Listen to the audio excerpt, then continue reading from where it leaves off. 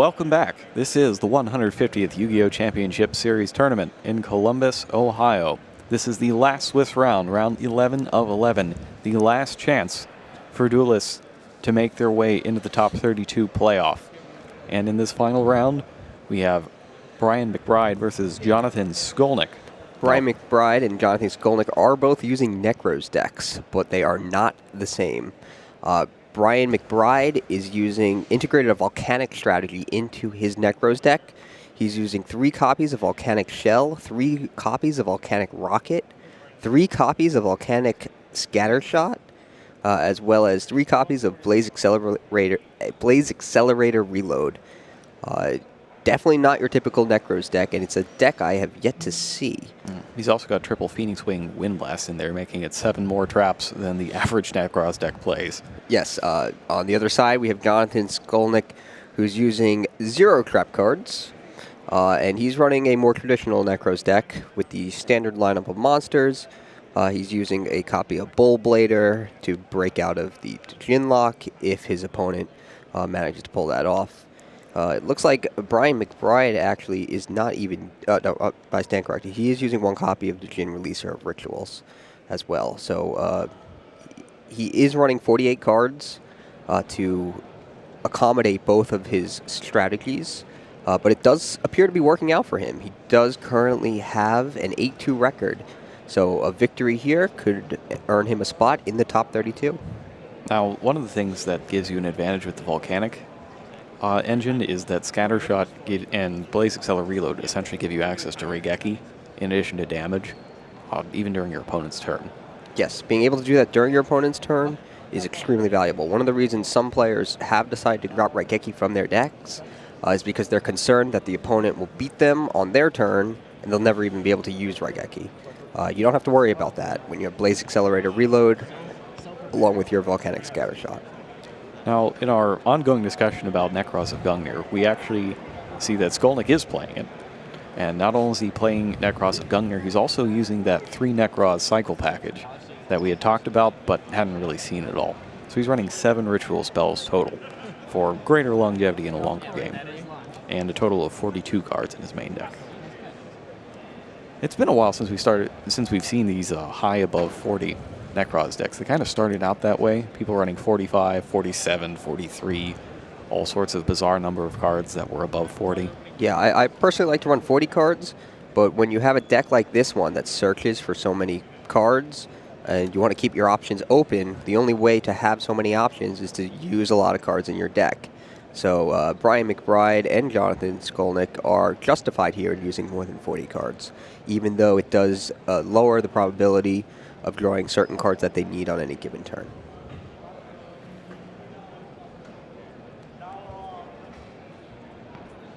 We also see Szkolnik is main decking a copy of Denko Seka, and if that happens to come up at an unfortunate time, all of those trap cards might come to naught for McBride, who starts things off by summoning Manju of the 10,000 Hands.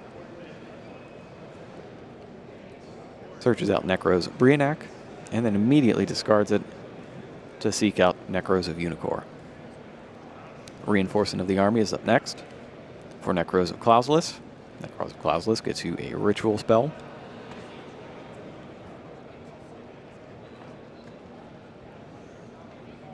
And as expected, he gets a Kaleidoscope. Now, the ritual spell lineup in McBride's deck is particularly interesting. 3 Kaleidoscope, 2 Cycle, only 1 Mirror. I think he's just prioritizing that first turn Unicor Kaleidoscope play a lot more than his opponent is, because he needs the Lava Valve Chain, which we see right there, to start sending Volcanics to the graveyard to make everything work. Yeah, it looks like that might have factored into his deck construction decisions, and it's paying off for him here as he pulls it off on his first turn and summons Lava Valve Chain. Jin Releaser of Rituals goes to the graveyard. Necros Cycle was the card chosen for the Herald of Arclight sent from the extra deck. And what he's doing here is going straight for that Jin lock, which we haven't actually seen today. Summoning back the Clausulus from the graveyard using Necros Cycle, and banishing Jin from the graveyard as the requirement, because that's what the effect of Jin is. You can banish it from the graveyard. while the monster that it was used to summon is face up on the field. The opponent of the player who summoned that monster cannot special summon. That's actually a very dangerous first move unless you know exactly what you're playing against. That's true. The lock is usually pretty easy to break out of in decks that use lots of monster destruction cards. Cards like Dark Hole, Raigeki, Torrential Tribute. Bull Blader, in this case. Bull Blader, as the case may be. And Reinforcing the Arm it goes and seeks it out right away. Yeah, but Necro's deck typically don't use a lot of ways to get rid of a monster without special summoning other monsters, but Bull Blader is one that they do use sometimes for this exact situation. But he's got the Valkyris to stop the battle phase and keep his monster on the field.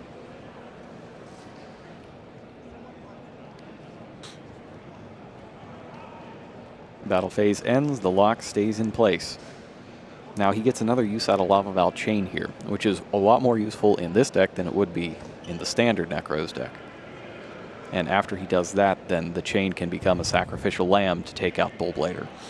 Definitely. The Volcane is good here. He can send any of his Volcanics to the graveyard. One of the cool things about the Volcanic Shell in his deck also, the Volcanic Shell, you can pay 500 life points while it's in the graveyard to add another Volcanic Shell to your hand.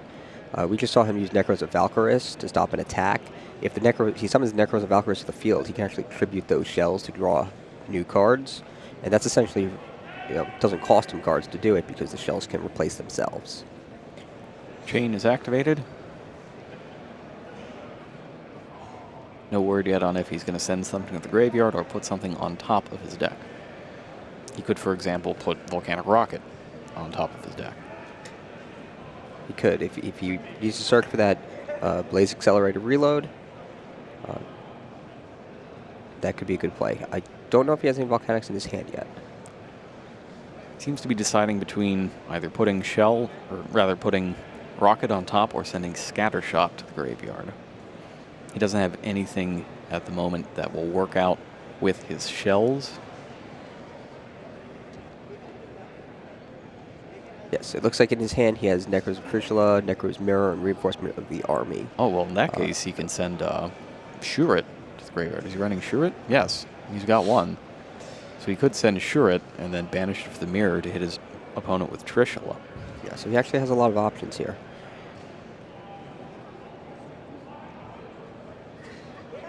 Almost too many options. He seems almost paralyzed by the decisions. Yeah. He's also thinking of sending Blaze Accelerator Reload to the graveyard, which works because then you can use its effect from the graveyard to send Volcanic to the graveyard. And that's what he's chosen to do. So with Blaze Accelerator Reload, while it's in the graveyard, you can banish it and send a Volcanic card from your deck to the graveyard. This is generally used with Volcanic Scattershot to trigger a Raigeki-like effect on the opponent's turn, along with some direct damage. So when Scattershot's sent to the graveyard, you can send 2 more of them from your deck to the graveyard to destroy all your opponent's monsters and deal 500 damage for each of the Scattershots. Okay, so he uses Reinforcement of the Army to add the Shuret to his hand, so he didn't need... Yeah, best of all worlds there. Yeah, so he didn't need to use the Laval Volcane to kick the Shuret to the graveyard. He can just grab it with Reinforcement of the Army. That's nasty. Yeah, so then he used the Mirror to summon the Trishula by tributing the Shuret, activate the Shuret's effect to add Necros of Brionnac to his hand, activate the Trishula's effect to start banishing cards from Szkolnik's. And he hit a Manju too. Yeah, so he's looking really good here with Szkolnik being unable to special summon monsters, with the Necros of Clausulus still on the field. No special summoning, got hit with Trishula. Might just get blasted at any moment by a Raigeki-like effect. Things are not looking too good for Szkolnik. Yeah, it's... Valkyris is retrieved from the graveyard with the effect of Necros of Unicorn, which was searched out off of Necros of Brionnac. It's not looking great for him, but at the same time, he can activate his 1 copy of Raigeki, and he'll be right back there. It doesn't look like anything that McBride can stop that. The card in his hand can't protect any of his monsters from Raigeki. Book of Eclipse could also help him out significantly, though he would have been better off with Manju. And he did, in fact, just pick one up. Yeah, so now he has Book of Eclipse. That can let him special summon monsters. I don't know what else. Let's see. The rest of his hand is Manju of the 10,000 Hands, Necros of Clausulus, Book of Eclipse, Necros Kaleidoscope, and Necros Mirror. So... a second Manju. Yeah, so that Book of Eclipse will be good here. And he activates it. Now that the Clausulus is face down, he can special summon monsters again. Manju, the 10,000 Hands, is next.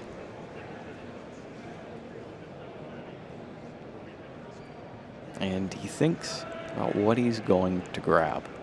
He's got a Kaleidoscope in hand, so the temptation, obviously, is to get Unicorn.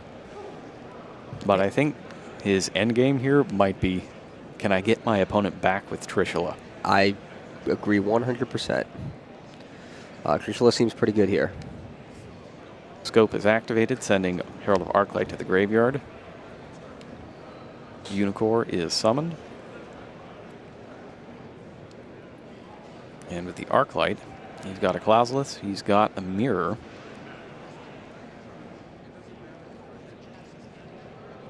So what he could do is get Brionac, discard Brionac to pick up Trishula, and possibly discard Clausulus to get a various ritual spell, and then banish a 6 and a 3. That seems like a strong play here, and it seems like what he might be doing. Well, no, he's searched for Shurit. Shurit off of the Brionac. Activating Shurit to get Cycle.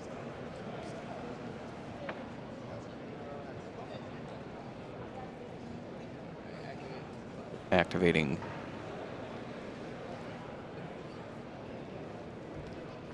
not activating anything. He's going to go into his extra deck and think about an Xyz summon. Now, there's no chance for him to get Abyss Dweller down and activate it before his opponent could actually use the reload, but due to the way the chain resolves, he would not be able to activate the Scatter Shot later, if that's what he winds up doing. I could have actually pulled off an Exciton Knight had he wanted to. He still might. Well, now he has the same number of cards as his opponent. And he goes with, number 80, Rhapsody and Berserk. Try to banish some stuff from the opponent's graveyard. Presumably he's going to try to get rid of that reload, and I don't know that he's going to like the result.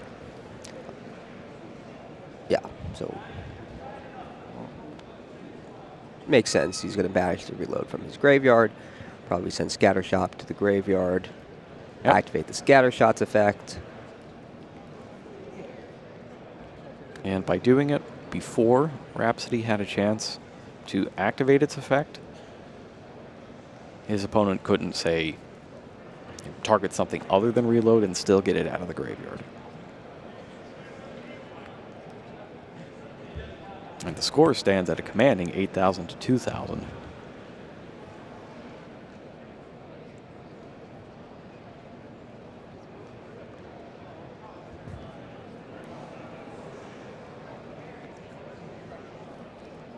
Unicorn and looks like Kaleidoscope are banished to activate Kaleidoscope's effect. Search out another monster.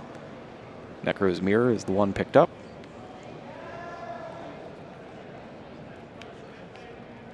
Cycle. Tributes Shurit. Brings back Brionac. Shurit's effect will go ahead and finally get that Trishula that he can now play with Mirror. So there's the Trishula.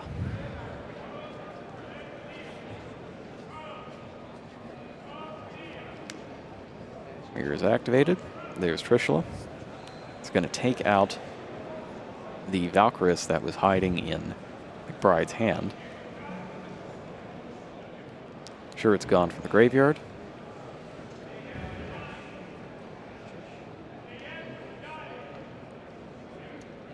Along with Trishula and the Valkyrus.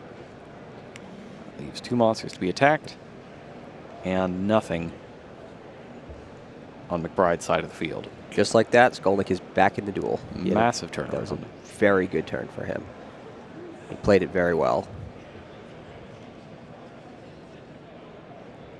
he really minimized the impact of that Raigeki-like effect on his turn by summoning that Rhapsody in Berserk. And then followed up by summoning all the monsters he could, using the effect of his Necros of Trishula, just attacking over the other 2 monsters. And not only did that clear McBride's field, but it also destroyed those monsters before they could be flipped by the Book of Eclipse's effect, which would have allowed McBride to draw cards. And he's really fortunate that he got to play at all that turn. After having his Bullblader blocked by Valkyris, picking up the Book of Eclipse, getting 2 consecutive outs to the Genlock in 2 consecutive turns is not a very high percentage. That's true. He did have some good fortune there. But he's made the most of it. He certainly did. He capitalized on it. McBride banishes some monsters and some spells from his graveyard to search for more rituals. He's got a Kaleidoscope and a Cycle. And now he plays Volcanic Rocket.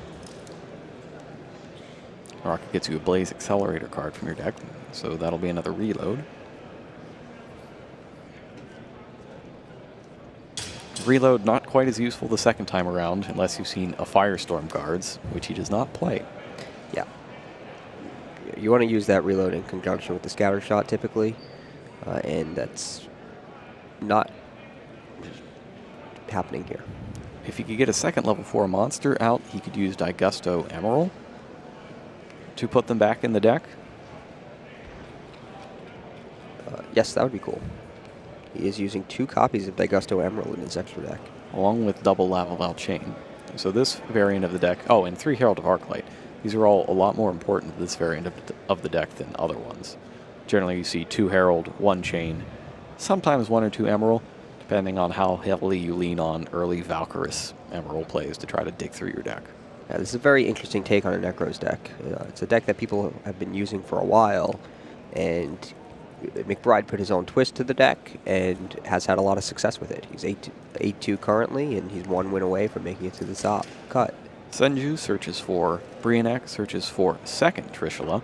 That's another trend that we've seen somewhat in the past couple of months. It started over in Europe about a month and a half ago, and it has now traveled over to the shores, and that second Trishula will seal the deal for Szkolnik in Game 1 of this match. I actually like the double Trishula. I'm shocked that it wasn't kind of a standard from the beginning, that people were so dead set on playing exactly 1 copy of essentially the best monster in their deck. Yeah, I agree. I like the double Trishula as well. It's especially more valuable now that people are starting to main deck Effect Veiler again. So you can show them 1 Trishula, but you've already drawn the other. And then when they try to use Effect Veiler to block your ability, just use the second one. Yeah. Side decking wise, we saw Szkolnik peeking at his Royal Decrees there for a second. Those only work on cards on field, though. Traps that activate in the graveyard will still do their thing. Yeah, it doesn't seem particularly effective here. Kaiku could be helpful. Stop your opponent from banishing cards from the graveyard, which would stop reload. Yeah, Kaiku actually seems like it would be really good here. Could stop that. It can get rid of the shells. Can get rid of Necros cards, which also is good. They can't use the Valkyris while Kaiku's on the field because they can't banish from their own graveyard. Ghost Ogre and Snow Rabbit could be useful here as well to destroy things that have activated their abilities. So stuff like the Chain. So they'd only get 1 use out of it instead of 2. More importantly, though, it's the card that you want to have as your last card in hand when you want your opponent to use Trishula on you, so that you can chain it from your hand, destroy the Trishula, and you don't have a hand anymore, so Trishula won't banish anything. Yeah, it's a cool use of Ghost Ogre and Snow Rabbit, which we haven't seen happen. He's got also got the Dance Princess and Necros of Decisive Armor.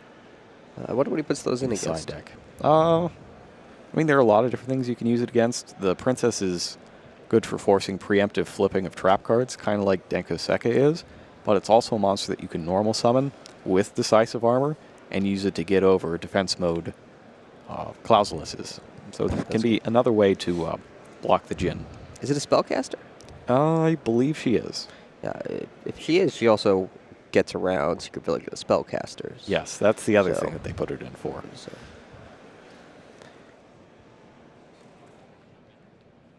So here, this is interesting. Brian McBride's side deck has 3 copies of Mystical Space Typhoon, 2 Breakthrough Skill, 2 Curse of Darkness.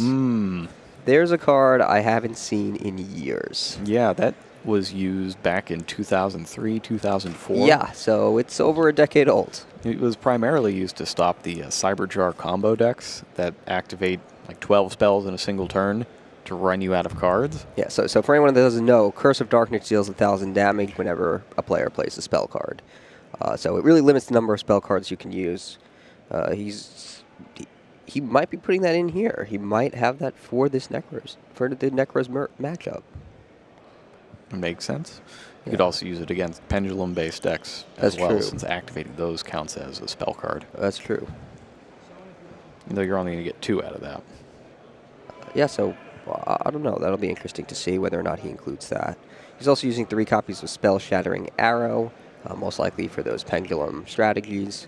2 copies of Non-Fusion Area, I would assume for Shadow matchups.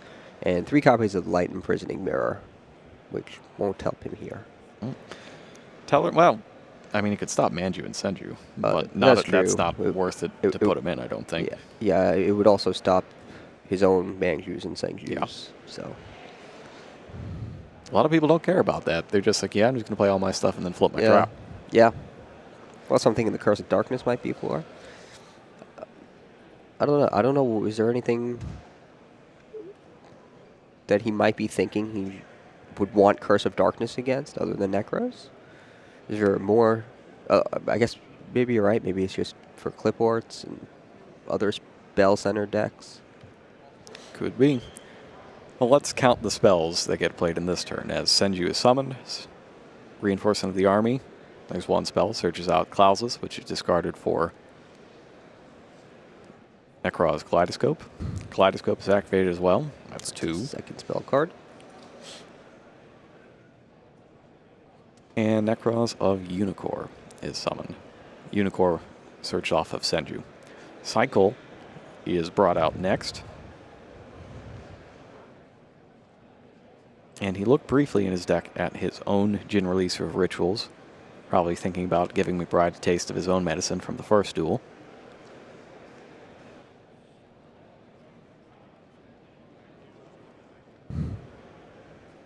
I don't know that this is quite the deck that you want to throw that lockdown against, because it has the 3 volcanic rockets in addition to everything else that it might be running to get accelerator reload. It definitely does have a lot more answers to that lock than the traditional Necros deck. Brionac is discarded to fetch Necros of Gungnir. In fact, it seems he's thought of this, and because he's included Necros of Gungnir, that happens to be something that he can counteract. Yeah. Now he's looking a lot better with that play. Chain Xyz summoned, sends the Djinn to the graveyard. Necros Cycle banishes the Djinn to bring back the Clausulus from earlier. And we put a little marker on that so everybody knows that it was used with the Djinn. Looks like he activated 3 spell cards that turn. I don't know if that's really enough to justify a Curse of Darkness, since it wasn't. Might have restrained himself had it been on the field. I'm fascinated by this Curse of Darkness. Just a card you haven't seen in 10 years and randomly shows up at the top table of a Necros match. I kind of want to ask. Yeah. After this match, probably not the best time, though. Yeah. Commander of the 10,000 Hands is summoned by McBride. He's got a fistful of spells of his own. And he picks up Necros of Unicorn. Now is that, what is that? Forbidden, oh, it's Forbidden Lance. I was going to say, it doesn't reduce your defense points at all. Yeah, I'm kind of surprised he kept that in here. Brionac discarded, picks up Necros of Valkyrus. Lance is good if you want to protect your own Djinn Lock thing, but since you're going second, you're probably not going to get that chance. Yeah, it doesn't seem too effective against this deck. Manju crashes itself into the chain for 400 damage, which does clear his field of monsters. Actually, he's Lance won't even stop a lot of ways that are used to break through the Jin lock, including... Well, stop Regeki in the books. Right. Which is what got him last time. It would stop that, but only because he was already able to block the Bull Blader. Right. So... Plays back to Szkolnik. He detaches from Level Chain. There aren't that many cards that can stop everything, which is why Solemn Scolding has picked up some popularity recently, although I don't believe we've seen it this weekend. We haven't seen it today. Or yesterday. Manju is the choice, and it looks like he's putting that on top of his deck.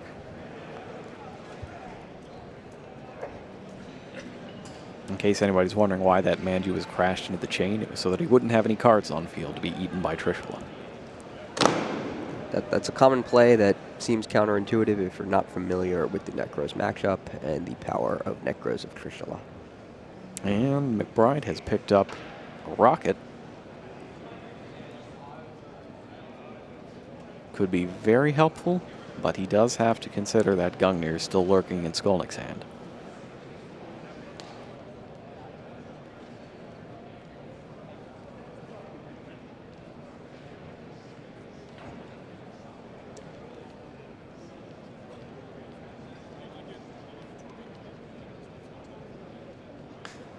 So it looks like McBride has Volcanic Rocket, Necros of Unicorn, Necros of Valkyrus, Forbidden Lance, Necros Cycle, and Necros Kaleidoscope in hand.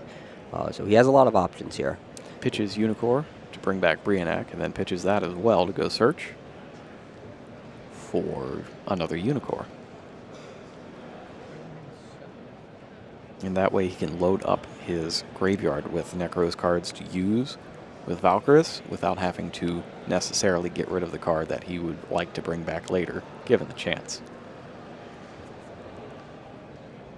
That's a card face down. Probably to avoid the hand size limit.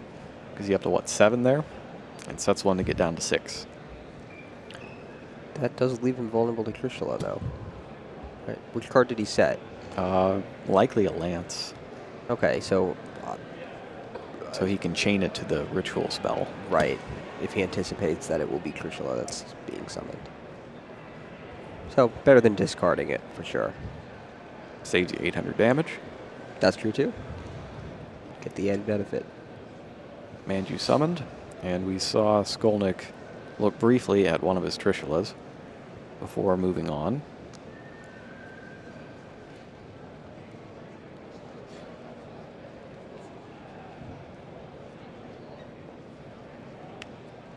Winds up taking Necros Cycle.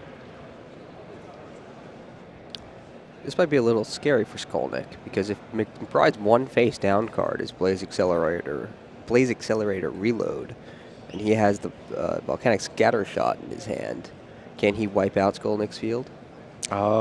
He could, except for the Clausulus, which would be protected by Gungnir. Right, so but he would have to use that Gungnir to protect it. Right. So, we know it's just a Lance, but he doesn't know that. He knows that McBride's deck has the ability to just wipe out his field on his own turn. And that's a lot to play against. Although, now he's going to see... Mind Crush is flipped. We did not hear what he called, but you probably think it's Valkyrus. And he now sees that there is no Scatter Shot in that hand. So he knows that's not happening. Just Rocket. So he's safe to attack for the time being. Cycle is activated. Shurit tributed, and he now plays Gungnir from his hand. And he'll be able to search out a Warrior Ritual monster there. Goes to get Trishula.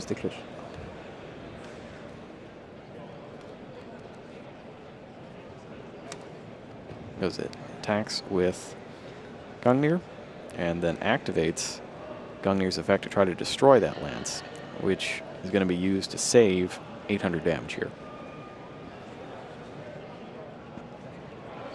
Switches Clauselus to attack position, which unsaves the damage and adds another 400 on, and that'll do it. That will do it.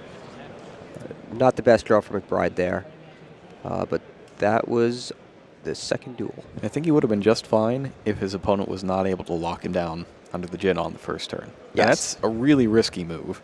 That's true. He didn't have any answer to that. Although it looks like McBride's deck doesn't use Darkhold, doesn't use Raigeki. He opted for better Raigeki with Blaze Accelerator Reload, Yeah, easier even to though search. it's a combo. Yeah, it was just not a whole lot Yeah. that he's got in there. I guess that's what was cut. To Yeah. try to fit all this into, what, 45 cards? No, 48 cards. Yeah, 48. Yeah, so he doesn't have a lot of answers to that lock. Well, actually, no, he does have 3 copies of Phoenix Wind Blast. Well, that does it for the Swiss rounds of the tournament. We will find out the top 32 shortly. But in the meantime, please enjoy Game 2 of our Round 6 replay of Aaron Murphy and Nicholas Villanueva. See you in the top 32. So Counter-Strike.